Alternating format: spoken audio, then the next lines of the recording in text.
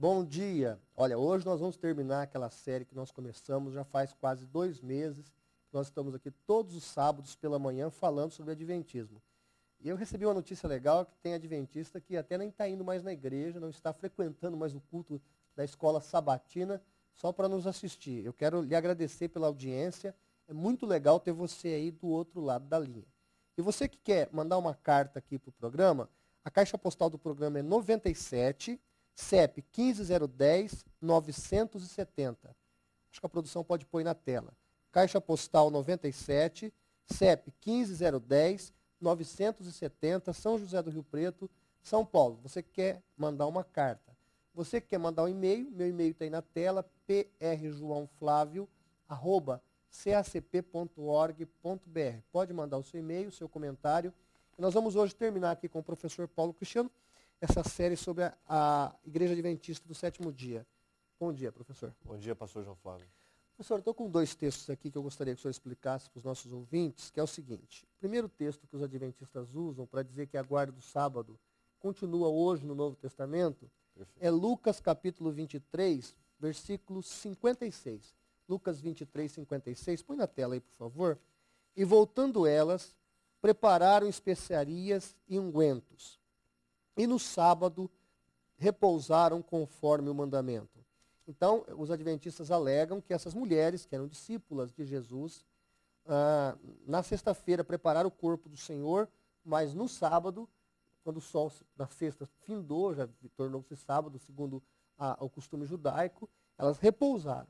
Então, eles dizem o seguinte: se essas mulheres, que eram discípulas de Cristo, repousaram no dia de sábado, por que nós não temos que fazer o mesmo hoje? A questão dos versículos citados no Novo Testamento a respeito do sábado, nós não podemos apenas retirar textos, pensar textos. Nós temos que ter um entendimento completo, né, uma visão panorâmica do que realmente está explicando o texto bíblico. E não só os adventistas do sétimo dia, mas testemunhas de Jeová, outras religiões também fazem a mesma coisa. Tira do contexto. Então, quando você tira um texto do contexto, você está como que adulterando aquela mensagem. Porque é através do contexto que você vai saber se aquele texto lá está falando realmente aquilo que você quer transmitir. Por exemplo, quando os adventistas citam esse texto, e voltando elas prepararam especiarias e ungüentos, e no sábado repousaram, de maneira alguma, a Bíblia está ordenando ou está dando um mandamento para que os cristãos guardem o sábado. Vamos notar aqui que essas mulheres fizeram isso antes da ressurreição.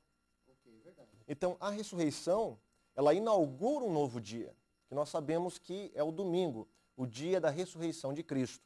Marcos 16, 9. Perfeitamente. Então, veja bem que essas mulheres, elas não guardaram apenas um mandamento do sábado. Elas guardavam a Páscoa, elas guardavam as festas de Pentecoste, elas guardavam todo aquele ritualismo que a lei mosaica exigia. Então elas viviam debaixo da lei até então. Completamente, que eles não entendiam ainda essa mudança de testamentos, né? Então, os próprios discípulos frequentavam o templo, né? Houve até uma questão de comer ou não com os gentios, onde Paulo fala em Gálatas que teve que resistir a Pedro. Então, veja bem...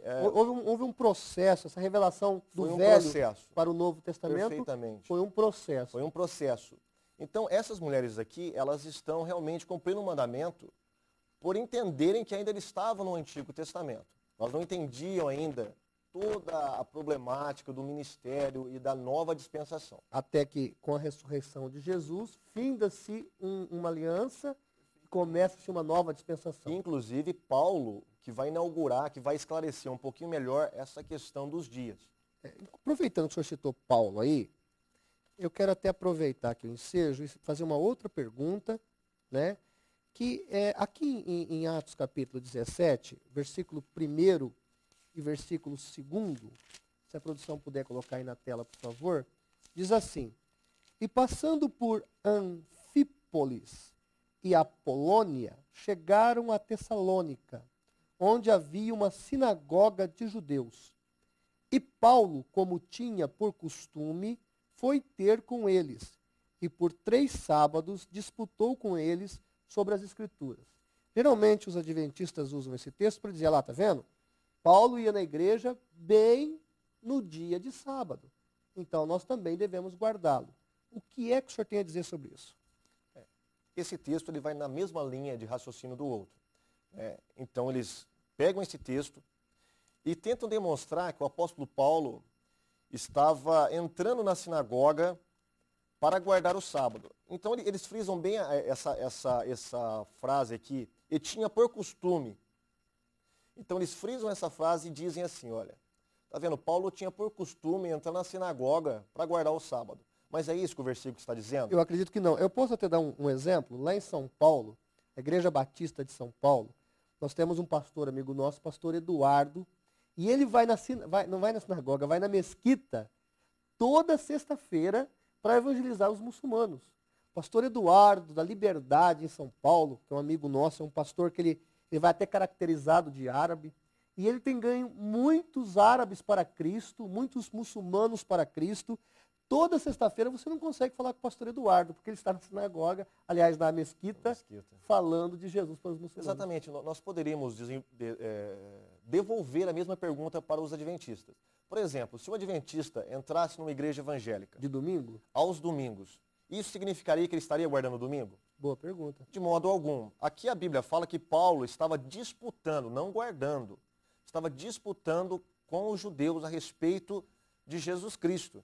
Então Paulo, ele diz lá em Coríntios, né, que ele fez de judeu para ganhar os judeus. Não, que ele então essa era uma estratégia do apóstolo Paulo, entrar nas sinagogas, porque só no dia de sábado era que os judeus se reuniam e era oferecida a oportunidade para um orador. Então, gente, olha, você que está nos assistindo, eu espero que você tenha sido esclarecido de todos os fatos.